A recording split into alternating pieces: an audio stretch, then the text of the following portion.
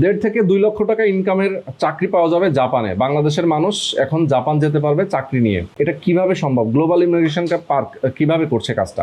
জি, global immigration park এখন হচ্ছে বাংলাদেশের সকল মানুষকে আপনার ওয়ার্ক পারমিটে জাপানে পাঠাচ্ছে। সে ওয়ার্ক পারমিটের মাধ্যমে জাপানে গিয়ে সে চাকরি করতে পারবে। জি, অবশ্যই। ভাই, ভাষা তো একটা ইম্পর্টেন্ট ফ্যাক্ট। ওখানে জি, গিয়ে অবশ্যই। ভাষা শিখতে হয়। আপনাদেরকে বাইরে কোথাও যেতে হবে না, আপনি অবশ্যই আপনারা জিআইপি এর মাধ্যমে ভাষা শিখে আপনারা দেশের বাইরে যেতে পারবেন। আমাদের কাছে অনেক ফোন আসে যে যারা ঢাকার বাইরে থেকে আমাদের সাথে যোগাযোগ করতে চায়। তো সেই ক্ষেত্রে অনেকে আছে স্টুডেন্ট বা যাদের হচ্ছে দেশে ঢাকার বাইরে থাকে, থাকার জায়গা নাই তারা ঢাকায়। থাকার জায়গা নেই, তারা খুব কম রেটে থাকার একটা ব্যবস্থা খুঁজছে, যেখানে এসে যে ভাষার কোর্সটা করবে বা ফুল প্রসেসে তারা সাথে থাকবে। সেক্ষেত্রে জিআইপি থাকা এবং খাওয়া দুটারই ফ্যাসিলিটি দিচ্ছে।